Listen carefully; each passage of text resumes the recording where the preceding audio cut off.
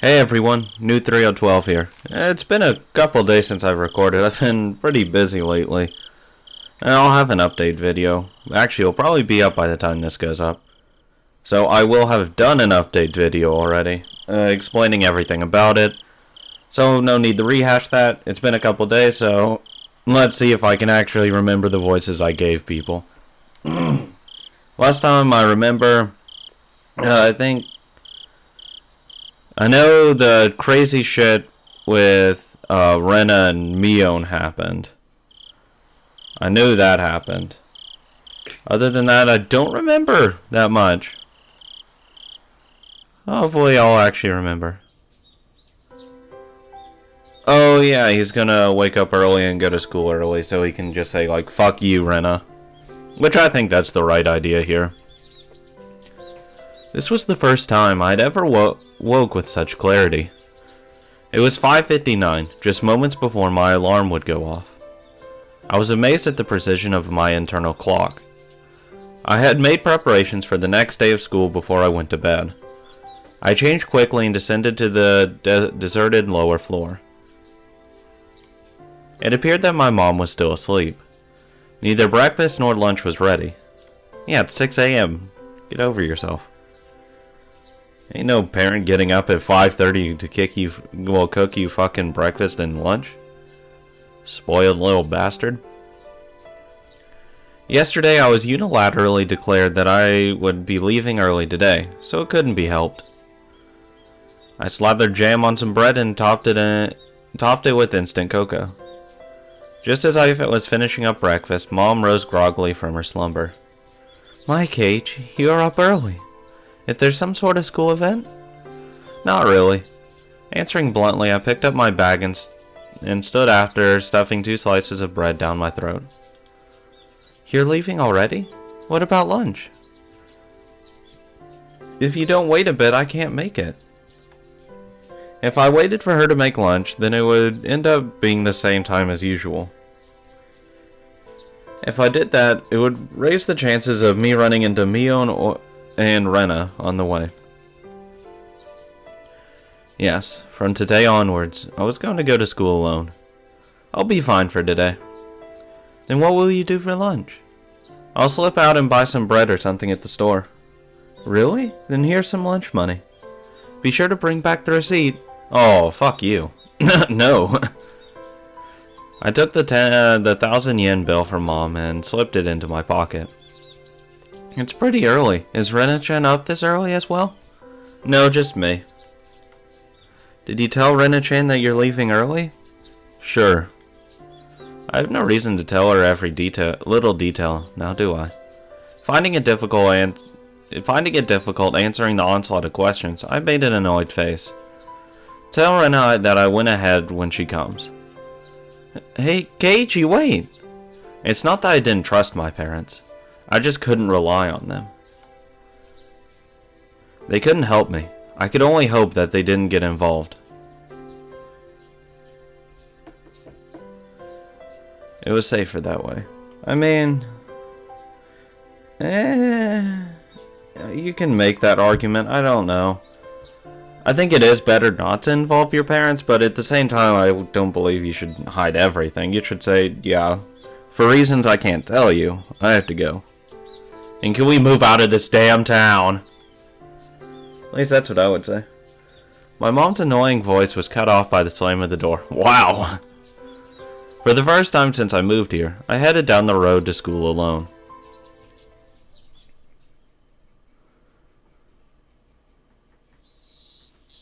Seems nice. Up until now, I'd always walked down the same path at the same time each day. So I always met with the same people at the same places. But today was different. I didn't meet the people I would normally, and nobody was at the places where I would have normally met them. Of course, Rena wasn't in the spot where we usually met, and there wasn't anyone at the spot where we would have met up with Mion. The length of the trees' shadows, the morning air, and the brightness of the sun, it was a completely different type of morning from what I was used to. Without a doubt, it felt strange. It left me with an impression that I had destroyed the illusion Hinamizawa had set up for me before it had even enough time prepare all the props needed to deceive me. My, Keiichi-kun, you're so early today. Is everyone meeting early this morning? The person who called out to me was someone we've always passed by as they were taking a walk along the edge of the field. Their name was, I forgot. Of course, this wasn't the spot where we usually passed each other. I woke up early today, so I thought it would be a good change of pace. That's all. I threw out a random excuse. What about Rena-chan and Mion-chan? Are you by yourself today? Well, yeah. I was being asked the same type of question my mom was asking. So I answered them in the same uninteresting, vague manner. It wasn't funny being asked where Rena was each time I passed by someone. But maybe it was to be expected. It was because for so long we were always together so amicably. Even I felt that if I let my guard down, we could still be Stop it, Keiichi. Don't think about that anymore. You spent all day yesterday thinking about how dangerous it was to go soft, didn't you? Beep beep. A car horn blared from out of nowhere. Even though I was walking, lost in thought, that horn was way too close. A mechanical behemoth barreled at me from behind, catching me completely off guard. Oh shit! Someone trying to kill him? By the time I turned around, the van's hulking chassis was almost on top of me. I'd seen plenty of cars veer to the opposite shoulder to avoid pedestrians, but this car was doing the opposite. It felt like there was someone on the opposite shoulder and the van was swerving in my direction to avoid them. That blissfully ignorant train of thought delayed me from realizing something much more important. Good God, that... Oh, don't make that sound again, please. Oh, God. Please, don't make that sound again. That is creepy as shit. That large mass was hurtling right at me. Was it gonna hit me? The inside of my head instantly flooded with a painfully cold liquid. In that moment, the scene before me... No, time itself had frozen. In the silence of that frozen moment, I compared the van, so close that I had no way to dodge it, and my body, the upper half twisted awkwardly in order to look behind me. There was no way I could dive out of the way in my current position. If I lost focus now, this moment would unpause and I would probably be plowed over, caught in this silly pose. Bend my upper body over towards the paddy by the side of the road. If I bent far enough, I could get away with just being hit by the side view mirror. As soon as the thought crossed my mind, the temporal stasis was shattered by a deafening sound of the van.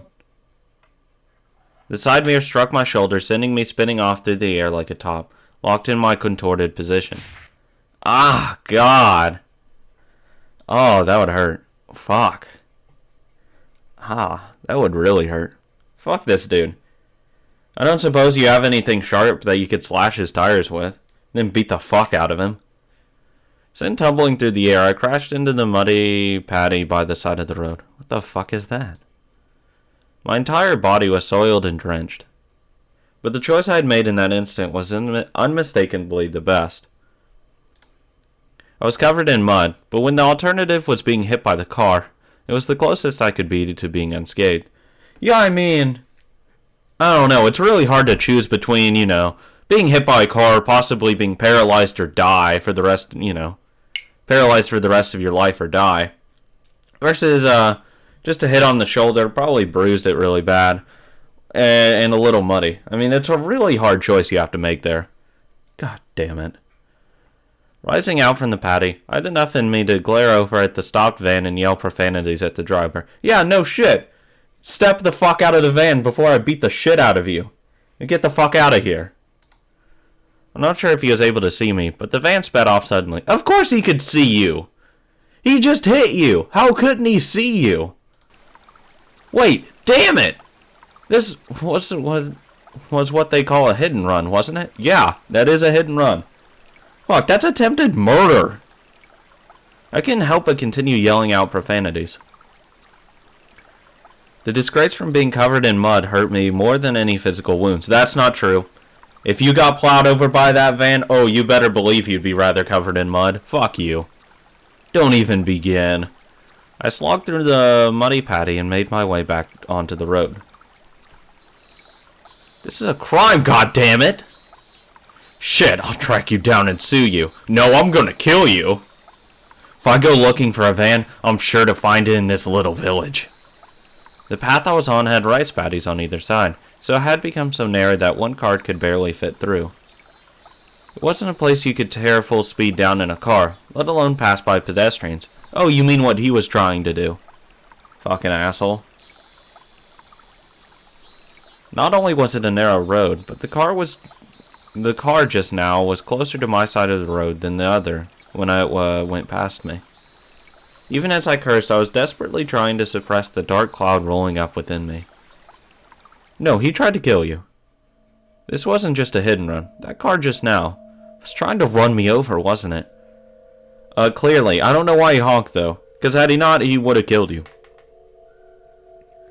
See, Keiichi? This is why you say, fuck off. I'm leaving this goddamn town. That other guy left the town.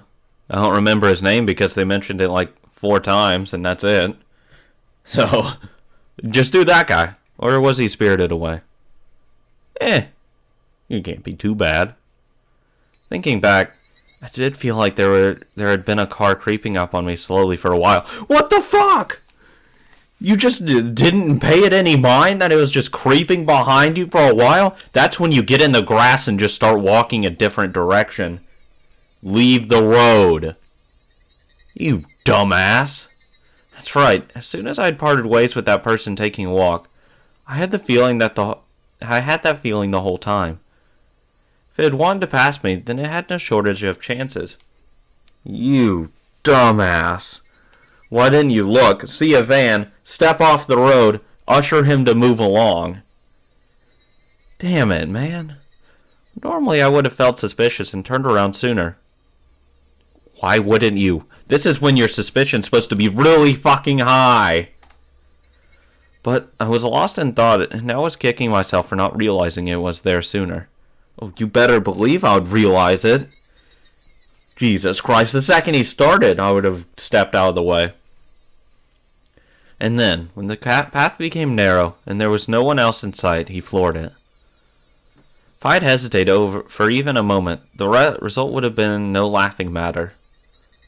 As the adrenaline rush from nearly being run over subsided, and the realization of just how terrifying the preceding events were sunk in, there was no doubt about it. That van was intentionally trying to hit me. A cold, vicious sweat. Vicious sweat seeped from my scalp and slid down my back before dribbling off. I struggled to avoid falling into a panic. There was still the possibility that this was really just an accident. Calm down, Keiichi. But also don't be so naive, Keiichi. Being that lax will get you killed next time. You need to always be on your toes. Don't give them any openings. If my enemy was really out to kill me, then next time they would use a more reliable method. Yeah, like a gun or a knife. If that time came and I was acting like I was now, you're dead. I being covered in mud was the price I had paid for my own naivete. Covered in mud, but without injury. Well, you have a dinged shoulder. Not even a sprain. I guess this is what you would call the silver lining. I began walking again, this time cautiously. I wouldn't even show a hint of carelessness. I suspected only Rena and the others up until now. No, it was because I had suspected them that I had believed there was no other enemies. Oishi-san had said so, didn't he? There was the possibility that all the families of the village were involved. Was I really mired so deeply in the situation that I had no choice but to try and carry on as usual? Wouldn't it be safest just to hole myself up in my house? It probably would be, and that's what I would do. Or hole myself out in the next nearest city. far the fuck away from them. But the moment I abandoned my regular routine, everyone around me would abandon theirs as well. That was just too horrifying of a thought. Not worth it. I recalled the tales Oishi-san told me of when Hinamizawa was called Onagafuchi. A frightening tale of an entire village of demons hunting their prey, surrounding them and eating them alive. One must not interfere with the demons. One must pretend not to see it. The enemy were numerous, all the village families. The villagers with their unwavering faith in the curse would do nothing to help me. Nope. You're on your own, buddy. The strong sudden flash of sunshine made me slightly dizzy. I had no idea what was going on anymore. You're on your own. And to be on your own, you better get some fucking weapons. I'm talking a knife, baseball bat, gun, the whole 9 yards. You just need everything. Police baton, steel-toed boots, combat knife, regular knife, machete, everything. You're gonna fucking Rambo this shit over here. I had no idea what was going on anymore. When I suspected it was the work of a man, I would catch a glimpse of Oyashiro-sama's curse. And when I suspected it was Oyashiro-sama's curse, someone would poke their head out. Well, what was coincidence? What was intentional? Who was my enemy? Who was just a bystander? No, what I really, truly wanted to know was, how did I end up with the proverbial bullseye painted on my back? Because you're a dumbass and asked about the stupid murders. Had you not asked about the murders, none of this would happen. It is entirely your fault. Thus, screw your routine because you already fucked it up. Because, I'm going to leave early and go to school. That's not a routine. So everyone's going to change theirs now because you're a dumbass. And then think that. Eventually an answer in a form I could understand will appear. I don't care what will happen. Because until then, I cannot die. That alone fueled my resolve to fight and will to keep me alive. To resolve, fight, and will keep me alive. Okay. Sorry. I have a little issue reading today. Don't know why. But this means, Keiichi, don't waste any more God moments. Except for your defense. That's what you need to do. Kill this entire village. Everyone dies. I liked Mion a lot. She's gone batshit crazy. Everyone needs to die. Kill them all, Keiichi. Murder the shit out of them. I remembered seeing the metal bat in the gym storage shed, but there was a padlock on the door barring my entry. Break it down, motherfucker! At the very least, I wanted to get my hands on it before everyone else arrived at school. Smart. Get a weapon. This is the good first weapon. I circled around the school grounds impatiently. But all I could find were things like pieces of lumber, nothing that I could bring into the classroom easily. Yeah. Hey, what's that piece of lumber you're having around? Oh, it's my security lumber piece. Someone just starts about to touch him, just beat the shit out of him. Then I had an epiphany. I could search inside the classroom. If it was something in the classroom to begin with, then there wouldn't be a problem. Yeah, hopefully no one minds you stealing their shit. I could tell that everyone's indoor shoes were still in their lockers. Good thing I came early. No one else was here yet. I wondered, what could I find in the classroom? A ruler? Shoes? A desk? A binder? I mean, not much. I don't think I could find an especially effective weapon like a bat. But I couldn't be helped at this point. Until the gym storage shed was open, I needed to find a substitute. A lingering hint of naivete whispered that there was no way I'd be attacked at school. Yeah, that's a stupid thought.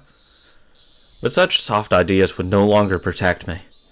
To think that they were slowly making their way into parts of my life that I had once thought impenetrable. Good God. In the worst case, my own house might not be safe anymore. That was an incredibly frightening thought. But I believe that not considering the worst case scenario would have been even more frightening. Look, if it's in the entire village, you have to assume there's at least 1,000 people in this village, probably. Or was there like 500? I remember they said it. You know what, we'll go with the lower number, 500. If all 500 minus 3 for you guys, your family, decided to attack your house, yeah, they're burning that shit to the ground. You're dead. There's no way you're getting out. Anyways, I will survive. So long as I lived, then I will definitely be able to escape this labyrinth of nonsense. Definitely. My exploration of the classroom came to an impasse. That much was to be expected. There's no way that there would be anything that could be a weapon in the classroom. In case of emergency, there was probably nothing I could do but swing my own chair around. My gaze landed on the lockers that had come to be used for personal storage. The locker that Mion used to store a pile of games was among them. Yeah, who knows, maybe she has like a fucking knife or hatchet in there. You never know, she's batshit crazy now. There was one for each person in the class, all lined up. Of course there was one for me as well. Oh yeah, there was supposed to still be a tracksuit in my locker. Seeing me covered in mud would be strange. I should go change later. But first I needed a weapon. If one of my classmates came, it would be hard to rummage through all the lockers. I swiftly began opening lockers one by one. They were mostly just filled with things like gym clothes, personal items, and umbrellas. You can stab the shit out of someone with it. Because if it's a metal umbrella, you can remove the actual folding part on it and just beat someone to hell with it. An umbrella. If I couldn't find anything better, then this would have to be my weapon. I was about to give up on finding anything decent when I opened a locker that held exactly what I wanted. It was without a doubt a metal bat. It was well worn and pretty beaten up, but there was no doubt it was usable.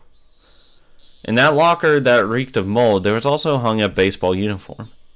It was probably the locker of a student in a Pee-wee league or something like that. If that was the case, then he'd probably ask for it back. At the time, I could hear the voices of the children scuffling their way noisily in from the hallway. Fuck you, children. No, go break the padlock if you can. I don't know, he just needs to find a metal pipe, jam it in there, then take the baseball bat and just crack down on the pipe so it'll pop the lock off. Amongst them, I can make out Rika-chan and Tatoko. Good morning. My, you're quite early this morning, Keiichi-san. I nonchalantly hid the bat I was holding behind my back. Oh, you stealthy motherfucker, they'll never see that. What is with your outfit? You're covered in mud. Yeah, I had a little incident. I'm gonna go change now, so cut me some slack. With that said, I began taking off my clothes. Satoko began to blush just as I had expected her to. Changing in front of a lady, have you no tact at all? Dude, these are children, what the fuck? You can go to jail. Actually, jail's probably safe for you. But you still can go to prison. Stop. I would think that a lady staring at someone who was changing would be the one lacking in tact. There's no changing room for the boys, so just deal with it. As Satoko feigned disgust, she went into the hall, still blushing. Conversely, Rika-chan continued to stare at me, preparing to change. That's kind of weird. Honestly, that's really weird. If Rika-chan is a lady as well, then I don't think it would be appropriate for you to be watching. I'm not a lady, so it's fine. Oh, stop. No. Don't go this route. Please don't. Oh, she's too young. Oh, no. She deliberately pouted and looked at me with upturned eyes. Then starting now, you're a lady. If I'm a lady, then I suppose I must. Thank God. Oh, thank God. Oh, I was really worried about Keiji real soon. Me and him would have some real big problems if he was doing that. Because that's fucked up. Rika-chan appeared to be satisfied with being considered a lady. Made her way to join Satoko in the hallway. Because she's like 8. Come on. Or like 10. Just as I breathed a sigh of relief, Rika-chan stopped suddenly and turned back towards me. Are you gonna start playing baseball? Told you she would notice. Seems that Rika-chan had noticed the bat. Yeah, I wonder why holding it behind your back is not a good idea for hiding stuff. Yeah, just so you know. I was feeling a bit out of shape, so I thought I'd just try practicing my swing. I think it's wonderful you're taking care of your health. She was talking like an old lady, despite her appearance. Yeah, she's definitely young. After saying that, Rika-chan started to leave again, but stopped and looked back at me once more. Please don't lose that bat. Seems she already knew I took it out of someone's locker. There was no name on the locker. I didn't know whose bat it was, but I would be borrowing it until they complained. It wouldn't be for long, just until the gym storage shed was opened. You know Rena or Mion put the lock on it. You know they did. After quickly changing into the tracksuit, I checked the time. I still had plenty of time before class began because I came so early. Good old puns there. Poor guy. Oh, I'm sorry. You know what they say when you come early? Never a good sign. Because now Rena and Mion are just going to beat the shit out of you. I took the bat in one hand and went out to the schoolyard. That was, of course, to practice my swing. Yeah, where are the quotes on the swing right there?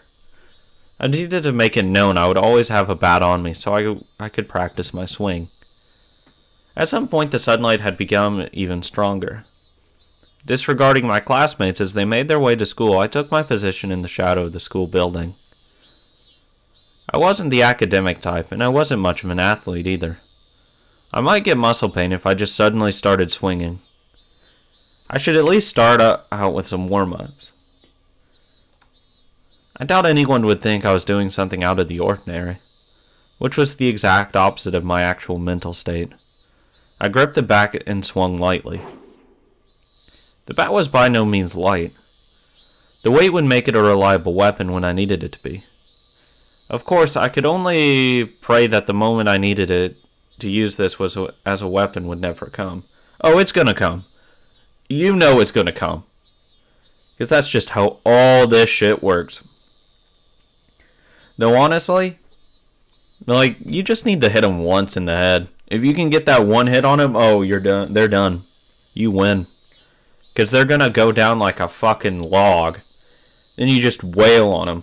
Just keep hitting them in the head. Kill them. Once they stop moving, then you can leave. Just carrying it around could deter attacks against me. At least that's what I hoped. Unless they have a knife or a gun. And then I'm fucked.